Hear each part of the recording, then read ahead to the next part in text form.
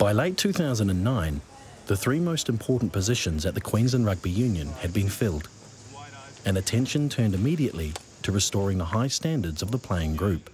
We understand, like most good organisations, that the quality of the people that you bring into it are critical, and we identified very early the DNA people had to have. In the case of the Reds specifically, Ewan McKenzie is critical to where we've been because he understands very much that as an organisation we have a deeper relationship and obligation to the game. For us to actually convince or inspire people that we knew what we were doing, we knew we had to get our shop front in order, and that started with the Reds and getting some credibility. And that didn't mean just winning competitions, it actually meant engaging people and growing the profile of players where kids can recognise heroes. We had no IP in our young group, and it was very, very important to build that, to give them their own reputations. We had a lot of young guys who, if we didn't inspire them very quickly with the rugby program, we would have lost them. Yeah, the playing group was already in place, so I couldn't change anything in the playing group, but there was a really good academy, and they were separate, so I really just merged the academy straight away into the Reds group, created competition, and we started picking the academy players ahead of Reds players, and that gave us a lot of the cultural change that we needed. With the playing roster in place, the coaching vacancies were next to fill, with Jim Mackay recruited from the UK, Matt Taylor from the Reds Academy, and Damien Marsh joining from the Brumbies to form an impressive coaching group. One not without a significant hurdle. The challenge was that none of us had worked together. I went out and targeted staff that none of them I'd worked with before, but I targeted them because they'd done something which I thought significant. They'd done good things in rugby, but they'd done it without a lot of resources and often against adversity. And the more time you spend on recruiting, the more time you spend on getting good assets coming in, the less trouble you have, the less time you spend managing around the edges, and the more time you can focus on the core business. While positive change was taking place within the walls of the QRU, observations from afar were not so flattering. We copped enormous criticism at the time, the appointment of Ewan, and I remember there was a poll in the Courier Mail that said 92% of Queensland people who got the Courier Mail said that, or who voted on the poll, said that Ewan wouldn't make any difference in helping turn the Reds around. There was a little bit of commentary in the papers, but I've got to say they embraced the change reasonably quickly. And the change had immediate effect. Sneaking under the radar with a young team and new coaching staff, the St George Queensland Reds slowly climbed the Super Rugby ladder, with wins against rugby giants the Crusaders, Bulls and Stormers. Against the trend of suffocating defensive rugby, the team earned fans for their open, expansive play. And as the season unfolded and the crowd slowly returned, a more holistic philosophy was being embraced that focused on sustainability and long-term success. Yeah, the Reds are going to go out there and compete, and they're going to do their best, and then sometimes it's going to pay off, but we want to be at the pointy end as much as we can. Doesn't mean you're going to win it every year, but you need to be competitive, and I think that being consistently competitive and being consistently competitive off the field too, away from the Reds. We need to get a sustainable business model, not fully reliant on the team's success, because I'm a realist, understand that in sport you can have your time at the top, but you're also going to have times where you're not winning as many games, and you've got to have a business model that will sustain you through those times. The 2010 team missed the finals by 2 points, but the seeds of success had been planted, and this momentum was about to have a profound effect on the game in Australia.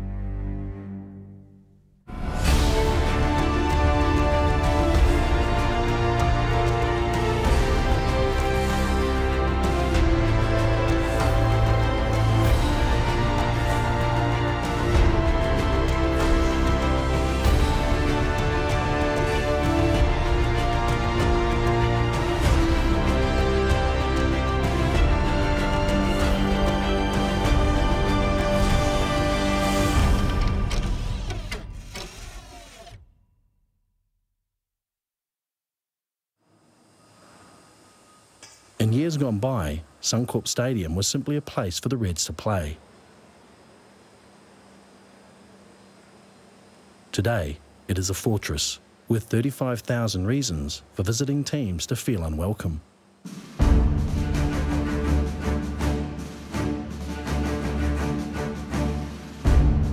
The Reds, the home team, up against their Western rivals, the Force. And of course the Reds back at this ground where they achieved their greatest ever victory in Super Rugby. Seems a long time ago since they beat the Crusaders in the 2011 Super Rugby final. The Western Force have made the trip across the country.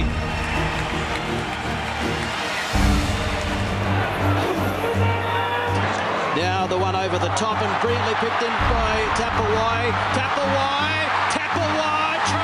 Oh, that's brilliant. Ben Tapawai had no room to move. Ewan McKenzie has never lost to the Force as a coach either for Queensland or New South Wales. Sheehan goes right. And now the inside ball has been stolen by Radiki Sabo. They will not catch him over the 22. He goes over the 5. Try time. He's still got it, Radiki Sabo. And that is it. Wry smile from Genia. The Reds have won it 35 points to 20 after they led 23-6 at the break.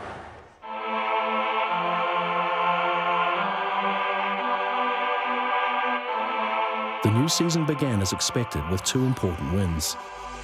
The fan base in Brisbane and indeed Queensland now expect victory. 2 years earlier, expectation had only negative connotations and disappointment, until an ambitious membership campaign made the sporting world sit up and take notice.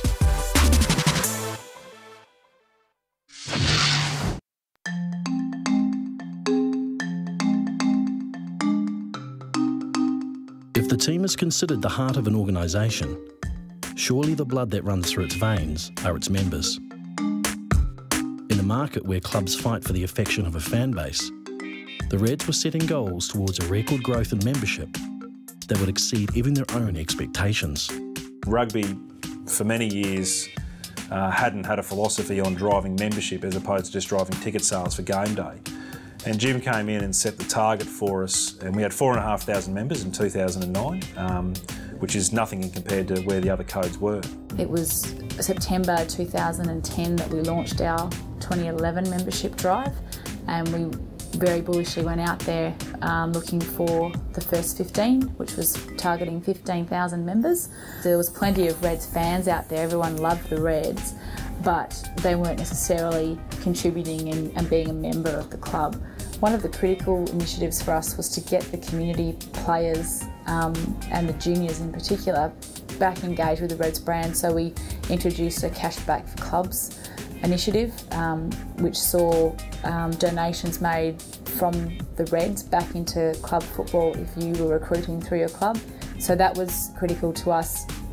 1, to drive our numbers, 2, to help drive revenue for the club, and 3, to re-engage those people with our brand. There was a very high target set from our perspective, and to achieve that with the cattle we had was a great result. And that to me was the moment in time where I thought, I'm a part of something special here. Being part of something special is exactly how Reds members have felt over the last 2 seasons, especially those who have weathered the storm of disappointment in the past. I've been watching the Reds for 22 years now, since I arrived in the country in 1990.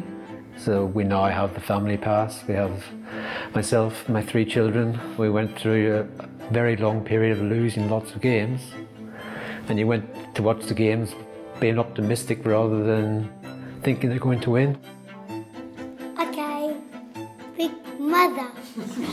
There was, I guess, a core of about sort of 15,000 who remained even throughout the dark days. And I think it's part of even being a Queenslander as well. The Queenslanders tend to be a bit more patriotic towards their teams. There's a bit of the smaller brother beating up the bigger brother, or trying to match up to the bigger brother. And now just up over here, just got to reach up. Okay. Okay, Charlie, you got the programme money? The change? What's the change? It's a family outing. It's been myself and my 2 boys initially, and now we have my daughter joining us this year. And so it's a great family outing for us. A ticket in hand does not a member make, with the Reds knowing that gaining members is a challenge, retaining them is even harder.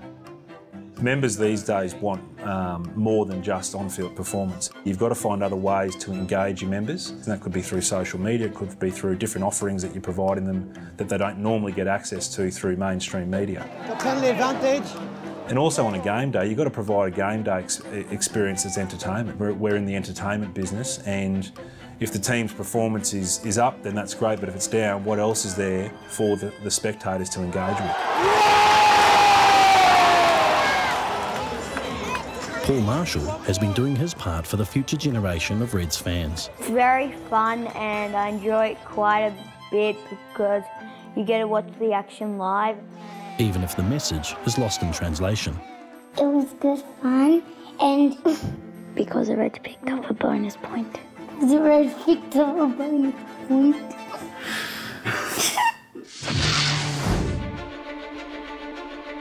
After a promising start to their title-defending season, injuries and the strain of travel have halted their initial momentum, leaving the Reds 9th on the table.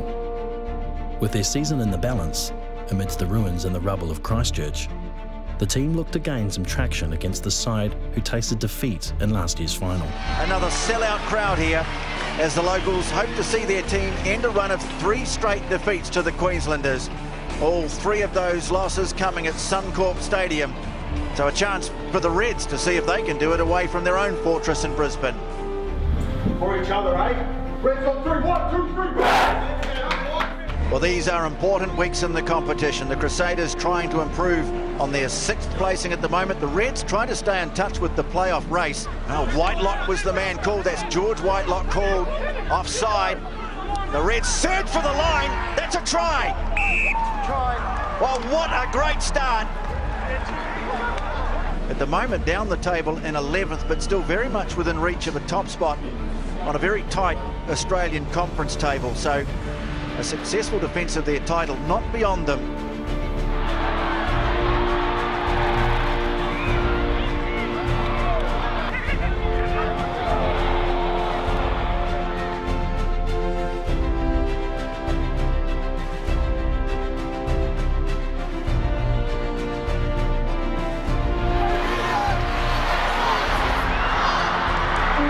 It's Crusaders' ball. Crotty puts it into touch. And the Crusaders have won the rematch. They had to do it the hard way. It's another dent in the Reds' title defence. They will get a bonus point from it. But they remain 9 points behind the Brumbies in the Australian Conference.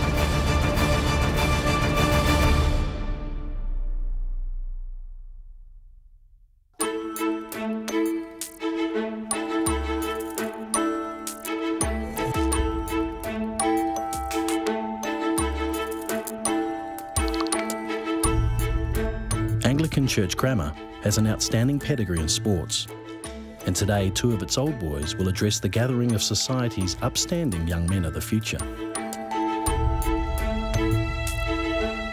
Ironically, Jake Schatz and Aidan Toa are themselves the future of Queensland sport and ambassadors for a future generation for rugby. Mine probably comes in 2007. We played Nudgee at Nudgee and beat them in the dying minutes, where James O'Connor, who's playing for the Melbourne Rebels and Wallabies now, missed the penalty goal right on the buzzer to win. This priority has been recognised by the QRU, and as such the Future Generations initiative was born, and with it an important step towards a pressing goal for the executive. One of the things that's very important to us though is we start with what is the legacy we want to leave in our time with the game, and genuinely by continually focusing on what the end game is, I think that's helped us be able to deal with personalities, deal with responsibilities, and always so far be able to get a reasonable result for Queensland.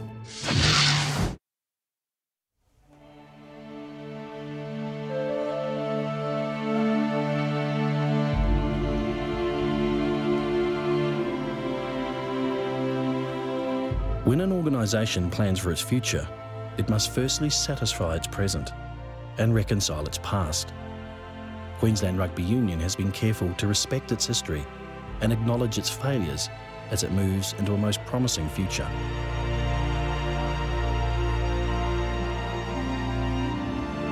"2011 was undoubtedly the year of the Reds.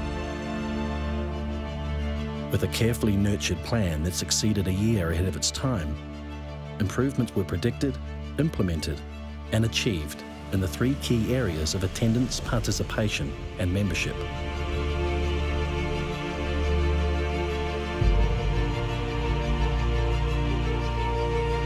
Look, when you break it down, what they achieved in such a short time was monumental. I was lucky enough to be on the field after the game on the presentation dais and shaking hands with all of the Crusaders players and just seeing what I thought was an enormous difference in the maturity of the people in both teams. You know, the Crusaders were battle-hardened men and our team was very, very young. So in the context of that, it was huge.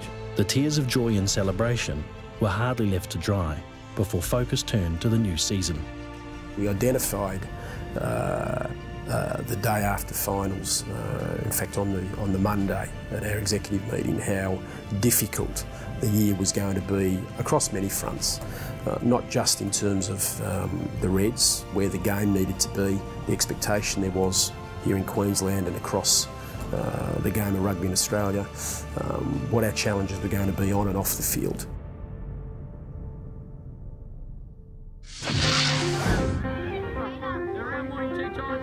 Leading into 2012, the Reds identified and developed an initiative that would safeguard the future of the code in Queensland. The Future Generation Plan's been probably 2.5 years in the making.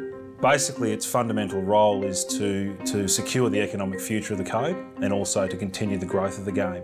What do you reckon we're trying to practice playing this game? What skills? Not tackling. Being able to tag people. And through that, it's been split into three key, what we call key pillars, and that's the One Community pillar. The One Community pillar is basically about ultimately driving sustainable growth and implementing all the programs we put in place to ensure that that recruits more participants to the game. Participation is playing the game, it's becoming a member, it's watching the Reds on broadcast. It's all those components that ultimately are about engaging people to be associated and a part of our game.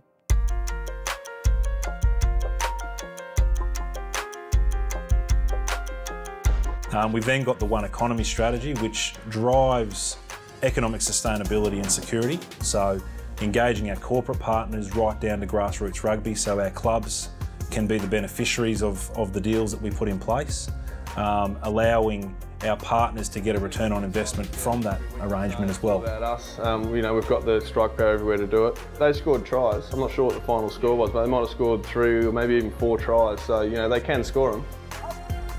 Nice, Greggy! If it's nothing on and 9 wants to, oh, can't play. The third one is the One Code, and the One Code is ultimately about leading the national landscape through continued performance and delivering strong governance. And those two components ensure that we've got the right model to drive the Future Generation Plan with the ultimate goal of having strong growth and being a leading sport in Queensland. The legacy that the current management wish to leave for future generations will only truly be appreciated in the years to come. But for now, a state and a fan base continue to be invigorated. Suncorp has managed to squeeze over 34,000 people into its stadium for every home game. The Reds had the highest average crowd of all codes in Queensland and were the benchmark of the Australian franchises in Super Rugby. Pops it out to Harris. Now the cover is coming across in Masunga. Harris gets the fed going, pops it over. They won't catch Shipley.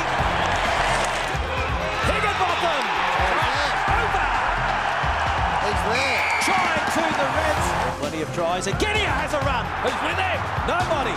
Simmons is on the left. Simmons, he won't need him. Will Genia. Absolutely brilliant. It's over. It's a try. Fainga. Saya Fainga will get up. There it goes. Whew. It's all over. And it's a wonderful victory for the Queensland Reds in front of a big crowd at Suncorp Stadium. 2 crucial home games played over successive weekends provided the 2012 team with important victories, but still languishing in the bottom half of the Super Rugby table. In some consolation against the Lions, a familiar face returned. Good line-out win, down to Harris, inside ball, and here he is, first touch in Super Rugby. Chris F. Sortia and Genia gets it back. What a moment for this youngster! Oh, welcome to Super Rugby. He started it and he finished it.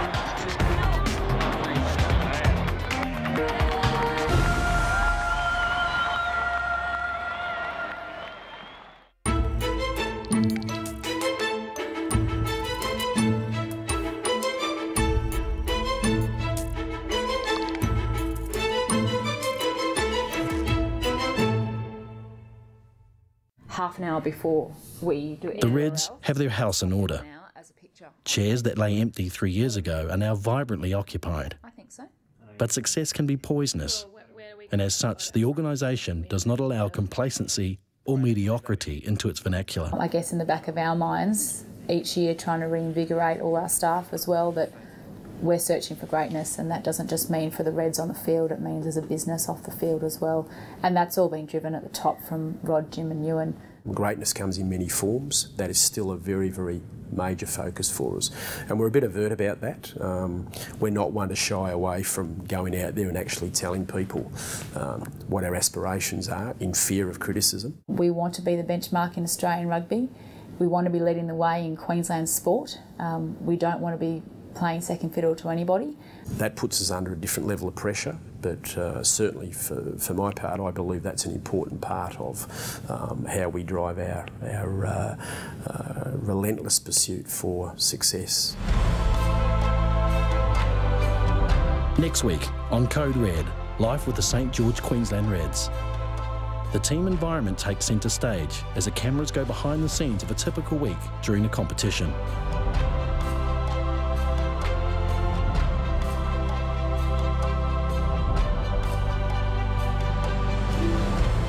We talk to the coaches as they fine-tune the team's strategy for the next home game, and meet the team that prepares the athletes for the physical demands of a collision sport.